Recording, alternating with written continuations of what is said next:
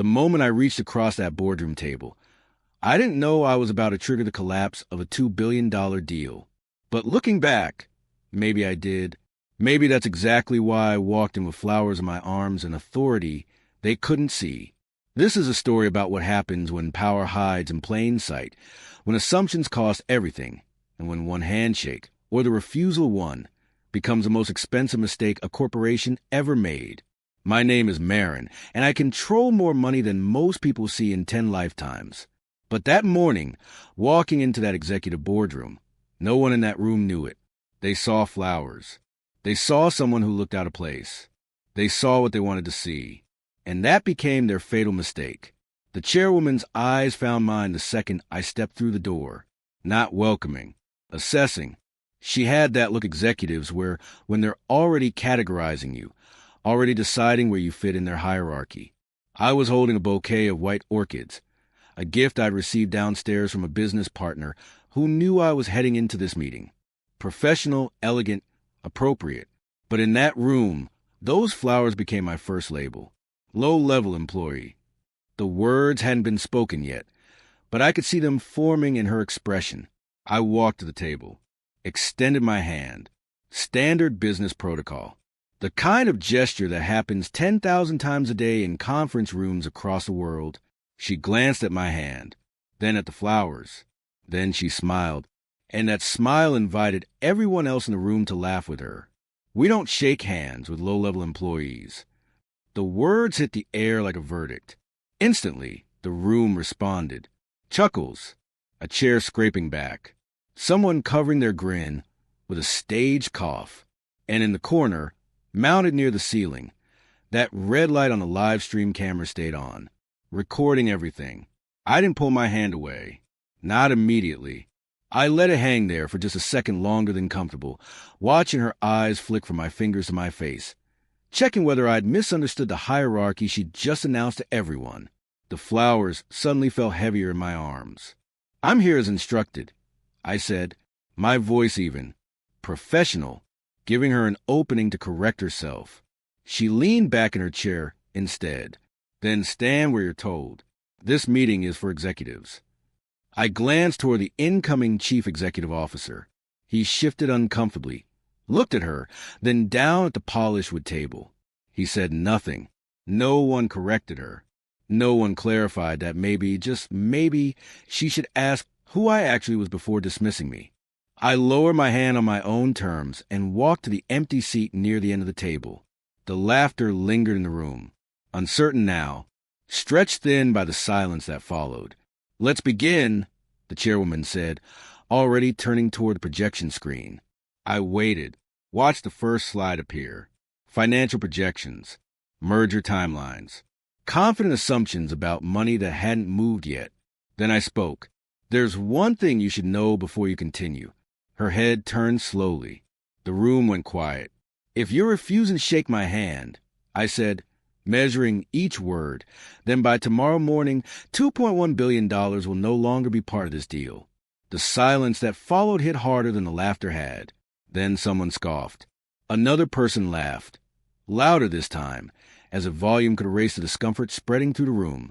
The chairwoman's voice cut through. Enough. Sit down. I already am. Let me pause here and explain what was actually happening in that moment. Because this isn't just a story about disrespect or corporate drama. This is about the invisible architecture of power and what happens when people mistake the container for the content. That boardroom was full of executives who'd spent their entire careers learning to read rooms, to identify who mattered, to calibrate their respect accordingly. They were good at it. They'd built careers on it. But they'd learned to look for the wrong signals. They looked for titles, corner offices, the confidence that comes from being introduced properly. They looked for men in expensive suits, not women holding flowers. And because I didn't match their pattern, they filled in the blanks with assumptions. The meeting continued. Slides advanced. Voices filled the room again. Projections, timelines, aggressive growth targets. No one looked in my direction. I listened. I took notes, not on the presentation, on the people. Who laughed first when the chairwoman made her comment? Who avoided eye contact afterward? who stayed silent when she announced a short recess. People stood quickly, relieved to escape the tension they were pretending not to feel. I remained seated for a moment longer. Then I stood, still holding those flowers, and walked out. No one tried to stop me. The meeting moved on as if I'd already been dismissed. When we reconvened, the chairwoman tapped the table once. "We're behind schedule. Let's keep commentary limited to principles." Her eyes didn't land on me when she said it, but the message was clear. A man 2 seats down leaned toward his neighbor. "Is she staying?" The whisper wasn't quiet enough to be polite. Another voice followed, softer but sharper, probably with corporate. They always send someone to manage optics. I kept my gaze forward. The chief executive officer cleared his throat. "We should start with the revised projections." "Of course," the chairwoman replied. "Let's hear from finance." The presentation resumed. Everyone spoke as if I weren't there, and maybe that was the point. Maybe visibility was a privilege they granted, not a right I held. "Those assumptions feel optimistic," one board member said.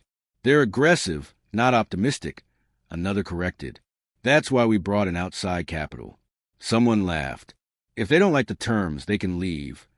The chairwoman smiled at that. "They won't." I shifted the flowers onto the floor beside my chair. The small motion drew a glance from across the table. "You can set those outside," she said without looking directly at me. "They're distracting. I'll keep them here." Her head turned slightly. That wasn't suggestion. They were given to me for this meeting. Several people looked up. The incoming CEO watched the exchange, then looked away again. "We're not here to debate decor," the chairwoman said. "We're here to finalize authority." "Authority requires clarity," I replied. That earned more looks. She folded her hands on the table. "And who exactly are you here for?" "I'm here for the capital." A brief silence followed, not confusion. "Dismissal. That's being handled," she said. "Thank you." The finance director glanced at me, hesitated, then spoke carefully. "We still haven't confirmed sign-off." "Legal will handle it," the chairwoman snapped. "Let's move on." Here's what most people don't understand about large financial transactions. The paperwork is complex. The legal structures are layered. But at the end of every single deal, there's a human being who has the authority to say yes or no. Just one person. In this case, that person was supposed to be someone senior, someone established, someone they'd researched and prepared for. They weren't prepared for me. The discussion resumed, louder now, as if volume could reinforce certainty. I listened. I watched who deferred without thinking, who smiled when power spoke, who stayed quiet when it mattered. They had decided who I was the moment I walked in with flowers, and they were wrong. The finance director spoke again, more carefully this time. "Before we continue, we still need confirmation on funding authorization." The chairwoman waved it off. "That's procedural." "It's not," he said quietly. "Not at this level." Her eyes narrowed. "We've reviewed this for months." He glanced at me, just a flicker, then back to her. "The final release requires direct confirmation." She followed his look, irritation sharpening. "From legal? From the capital controller?" "From a managing partner," he corrected. The room shifted. Chairs adjusted. Pens paused midair. I met her gaze. That would be me. She studied my face, slow and deliberate, as if searching for a flaw she could point out. "You're saying you control the funds." "I'm saying I am the managing partner authorized to release them." A board member scoffed. "You?" "Yes." The incoming chief executive officer leaned forward. "How much authority are we talking about?" "All of it." Silence settled, heavier than before. "The private tranche," I continued, "accounts for the largest portion of this merger. Without it, the remaining commitments cannot proceed." "That's not what we were told," the chairwoman said. "That's because you didn't ask." Her lips pressed together. "And you felt the need to oversee this personally." I insisted on it. "Why?" "Because the last deal I delegated collapsed under misrepresentation." Another pause. This one felt different. The finance director nodded once. She's listed as sole signatory. The chairwoman's voice cooled. This meeting is about final alignment, not introductions. Final alignment requires the person who can say yes, I said, or no. A board member cleared his throat. So this isn't ceremonial. It never was. Let me explain what just happened in that exchange. Because this is the moment where invisible power became visible and comfortable assumptions became expensive liabilities. These executives had spent months structuring this deal. They'd negotiated terms. They'd aligned stakeholders. They'd built timelines and integration plans. But they'd made one critical error. They'd assumed the money would show up because the paperwork said it would. They hadn't considered that the person controlling that money might have conditions, might have standards, might be watching how they conducted themselves. The chairwoman straightened in her chair. Then perhaps we should restart properly. We can, I said, if you'd like. She hesitated, just long enough. I had been invited into that room to decide whether $2.1 billion would move forward. I had agreed to come in person because trust mattered to me, because accountability did. They hadn't seen that. They saw flowers. They saw silence. They saw what they expected. I watched them recalibrate, one expression at a time. The chairwoman regained her rhythm quickly. Now that roles are clear, she said, we can proceed. The finance director hesitated. There is one item we still need to acknowledge. She didn't look at him. We've acknowledged everything. He tapped the folder in front of him. The conduct provision. Her eyes lifted at last. That clause was boilerplate. It wasn't, he replied. It was revised. I didn't interrupt. I let the room find a line on its own. A board member flipped through pages. This one. The incoming chief executive officer leaned closer. What does it say? It ties capital deployment to reputational integrity during negotiations. The finance director answered. Any documented conduct that materially harms standing allows for immediate withdrawal. Another voice finished, reading ahead.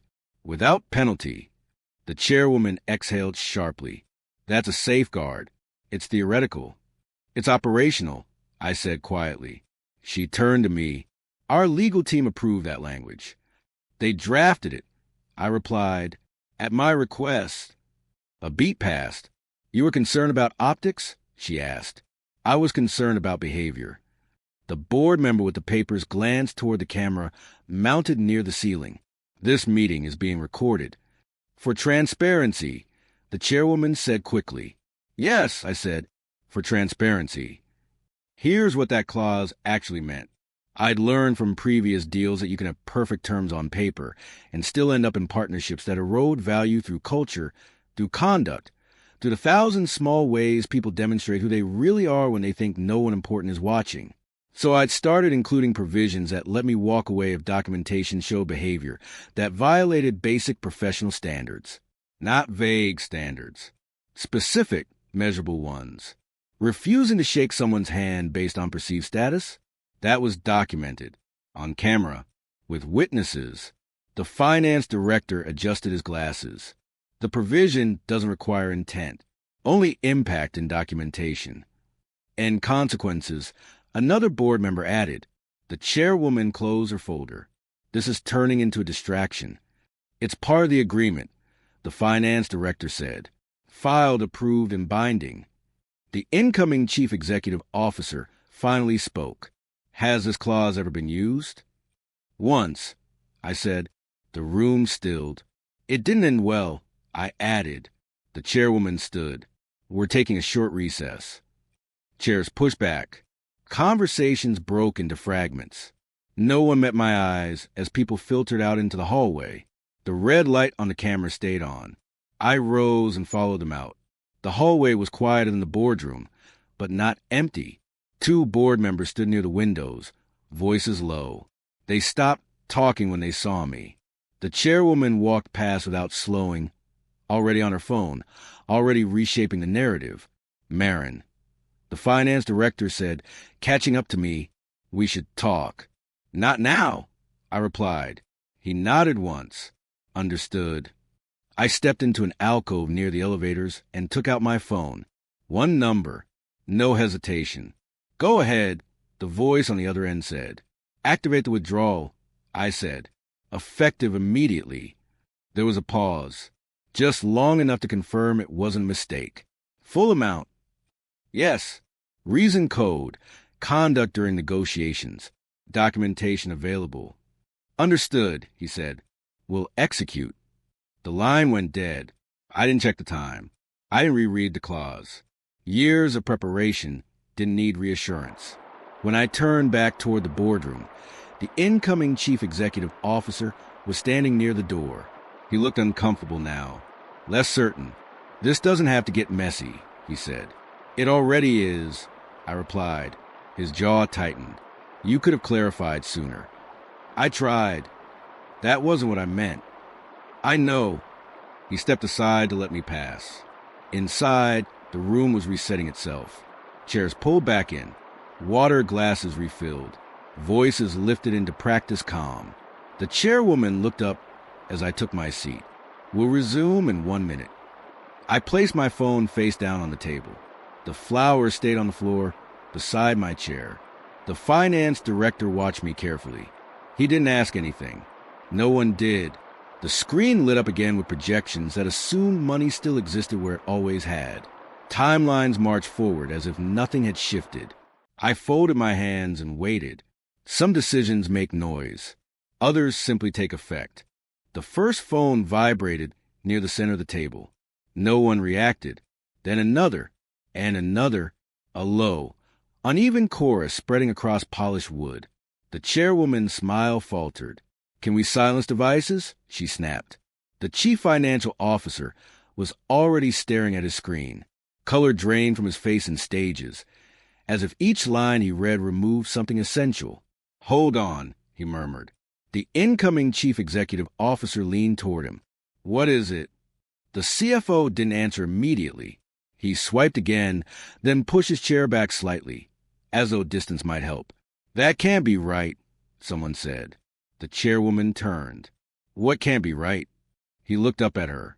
The primary tranche has been withdrawn. A ripple moved through the room. Not laughter this time. Chairs shifted. Someone dropped a pen. That's impossible, she said. We're mid-meeting. It's effective, he replied. Immediate. How much? A board member asked. All of it. The room stilled. The private capital, he continued, voice tight. The entire commitment. $2.1 billion. Silence landed hard. That's not how this works, the chairwoman said. We have timelines. We had timelines, he corrected. The confirmation came through 5 minutes ago. The incoming chief executive officer looked at me. Did you? I met his eyes. Yes. He swallowed. You can't just pull that kind of money. I can, I said. And I did. Let me explain what just happened financially. Because this isn't like canceling a credit card. This is institutional capital. The kind that moves through multiple legal entities, requires board approvals, has contractual obligations. Except when it doesn't. When you structure deals the way I do, you maintain unilateral withdrawal rights up until the moment capital actually transfers. It's unusual. Most investors give that up in exchange for better terms. I never do, because terms don't matter if you're partnering with people who don't respect basic professional conduct. The chairwoman stood. This meeting is suspended. No, the CFO said quietly. It isn't. She turned on him. Excuse me. If we suspend now, he said, we trigger secondary disclosures. The markets will see it before we finish the sentence. Phones kept buzzing. Alerts stacked. Messages arrived faster than they could be opened. Someone whispered, the cameras are still on. No one laughed. The projections on the screen remained unchanged, frozen in a future that no longer existed. I folded my hands and waited while the room caught up to the decision already made. The chairwoman broke the silence first. This is unacceptable, she said, standing again. You will reverse it now. I didn't move. There's nothing to reverse. You don't get to decide that, she snapped. This board does. The CFO shook his head. The withdrawal is executed. Confirmed. Cleared. Her voice sharpened. On what grounds? I slid the folder in front of me toward the center of the table. Conduct during negotiations. Reputational harm. That clause was never meant to be weaponized, she said. It was meant to be enforced. A board member leaned forward. Is there documentation? I glanced at the small red light, still glowing in the corner. This entire meeting. The incoming CEO looked toward the camera, then back to her. It was live-streamed. That can be contextualized, she said quickly. People say things. It doesn't mean. It means exactly what it shows. Another board member interrupted. You're siding with her? She demanded. I'm protecting the company, he replied. There's a difference. Her gaze moved around the table, searching for support. It didn't find much. You embarrassed her, someone said quietly. She scoffed. She embarrassed herself. No, the CFO said. She documented you. The chairwoman's face flushed. We can renegotiate. I stood then, slow enough that every eye followed.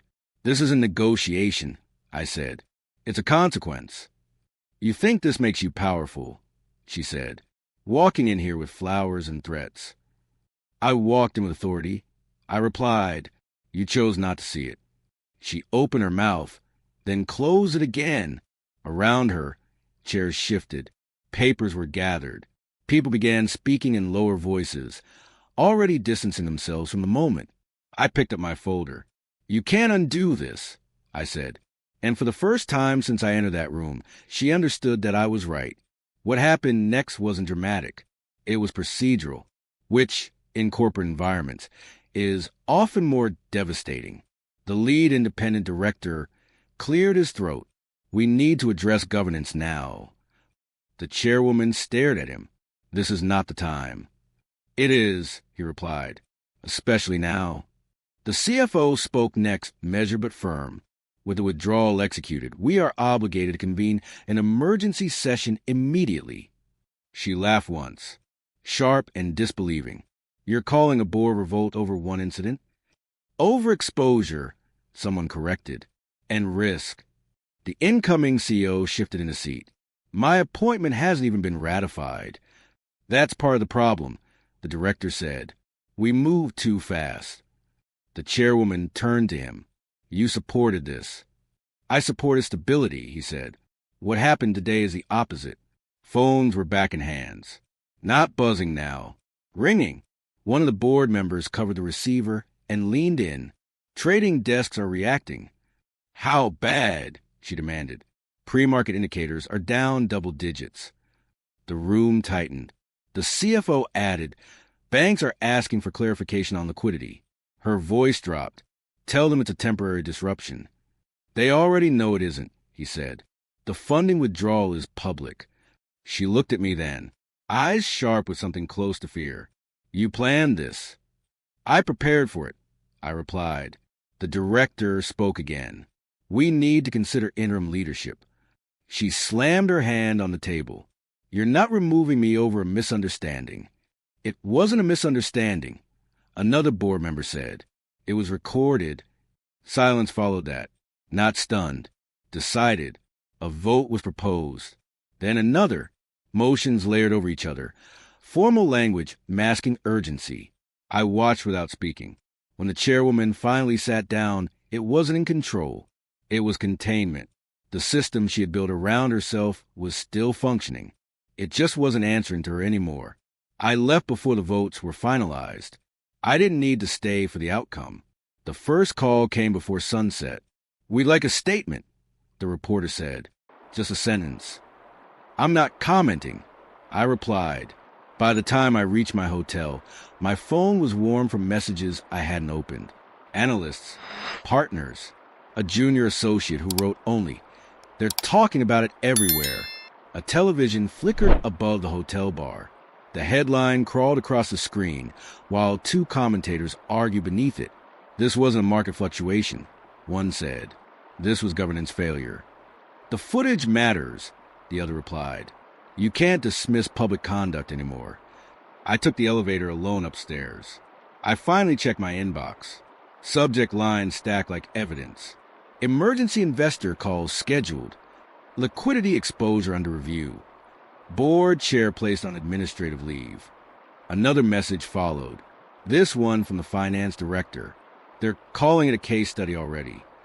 I set the phone down. An hour later, it rang again. This time it was the incoming CEO. They're questioning my appointment, he said, voice tight. They want distance. That happens, I said. You could clear this up. I agreed. I won't. Silence stretched between us. They're saying the withdrawal triggered everything, he said. It revealed it. I replied. He exhaled. You're comfortable letting them define it that way? I'm comfortable letting the record speak. Another call came through before he could respond. I ended the line. Outside my window, the city moved on. Traffic, lights, people who had no idea their pensions, their jobs, their headlines were tied to a room full of people who laughed at the wrong moment. Later that night, a message arrived from the board's legal counsel. We acknowledge your position. No further action required. I deleted it. By midnight, the story had settled into a shape no one could change. And for the first time since the meeting began, I slept without my phone beside me. The call came just after dawn. The board has suspended the chairwoman. The voice said, interim leadership is in place. I listened without interrupting. We'd like to discuss next steps, he continued. Renegotiation. A path forward. There isn't one, I replied. A pause followed, measured and professional. We're prepared to make concessions. I'm not prepared to accept them. Another voice joined the line. Quieter. The company is exposed. Without your capital. You'll do what companies always do. I said, adjust. Silence settled. Then you're walking away. I already did. By mid-morning, confirmations arrived. Leadership reshuffled. Committees dissolved. A public statement drafted and redrafted until it said nothing at all. The incoming CEO sent a single message. I should have spoken up. I didn't answer. At noon, my partners gathered on a video call. No slides. No theatrics. We're launching a new fund. I said, effective immediately. One of them leaned closer to the camera. Terms. Conduct first. I replied. Automatic withdrawal for documented disrespect. No warnings. No exceptions. Another nodded. That will narrow the field. Good. Someone smiled. What do we call it? I thought of the flowers still sitting by the hotel door, untouched. We'll decide later. In the afternoon, a reporter tried again. One comment, she said. People won't understand. They already do, I replied, and ended the call. Before leaving the city, I received a final message from the board's legal counsel. We acknowledge your refusal. No further contact will be made. I closed the thread and deleted it. That evening, I placed the flowers in a lobby vase on my way out. The receptionist thanked me. I nodded and kept walking. I didn't look back at the building. I didn't need to. Here's what this story is really about. It's not about revenge. It's not about power plays or corporate drama. It's about the invisible cost of assumptions. Every day, in conference rooms and boardrooms across the world, people make snap judgments about who matters and who doesn't. They look for signals, the right title, the right introduction, the right appearance. And most of the time, they're right. Most of the time, those signals correlate with authority. But not always. The chairwoman in this story wasn't malicious. She was efficient. She'd learned to read rooms quickly, to calibrate her attention to the people who mattered. It had served her well for decades, until it didn't, because she'd optimized for the wrong variables. She'd learned to see power in its traditional containers. Senior executives, established relationships, formal introductions. She hadn't learned to see power in its essence, the ability to make decisions that matter. I walked into that room holding flowers. An odd choice for a business meeting, maybe, but those flowers became a test I hadn't intended to create. They became the thing that made her comfortable dismissing me, the visual cue that confirmed her assumption that I didn't belong at that table. And that assumption, recorded on camera and witnessed by a room full of people, became grounds to withdraw under a clause she'd approved without reading carefully. The lesson isn't that you should treat everyone with respect because they might secretly be important. That's still the wrong framework. The lesson is that respect shouldn't require importance. Professional courtesy isn't something you extend after you've verified someone's status. It's a baseline, the cost of entry to serious business relationships. The chairwoman didn't lose $2 billion because she was rude to me. She lost it because her conduct demonstrated something about how that organization operated, about what values actually governed decisions when no one thought anyone important was watching. And I wasn't willing to attach my capital to that. The aftermath continued for months. The company did adjust. They found other funding, though not on the same terms. The chairwoman resigned. The incoming CEO's appointment was delayed, then restructured. My fund launched with the strictest conduct provisions in the industry. We lost some deals because of it. Companies that wanted our capital, but not our standards. We didn't chase them. The deals we did close performed better. Not because conduct provisions magically improve returns, but because organizations that take professional standards seriously tend to take other standards seriously too.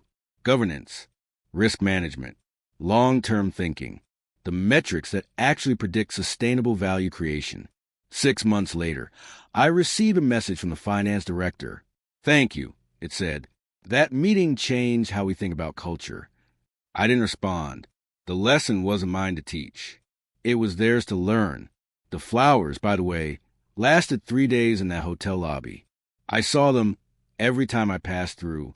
White orchids, still elegant, still professional, still just flowers. The power was never in them. It was in the authority I walked in with. Authority they couldn't see because they'd stopped looking for it in unexpected places. That's the cost of assumptions. Not just the deals you lose, but the opportunities you miss because you've trained yourself to see only what you expect. If you found yourself thinking about your own assumptions during this story, you're already ahead of most people. The hardest part isn't avoiding snap judgments. We're human. We make them constantly. The hardest part is building systems that check them, that create space between assumption and action, that verify before dismissing. In business, that might mean reading the full contract before signing, asking who's in the room before starting the meeting, extending professional courtesy as a baseline, not a reward. In life, it might mean questioning why you assumed something about someone, what signals you were reading, whether those signals actually mean what you think they mean. The chairwoman learned this lesson the expensive way. $2 billion expensive. You don't have to. The next time you walk into a room and make an assumption about who matters, pause. Consider what you might be missing, what authority might be hiding in plain sight. Because power doesn't always announce itself with titles and corner offices. Sometimes it walks in holding flowers. And sometimes those flowers are the last thing you see before everything changes.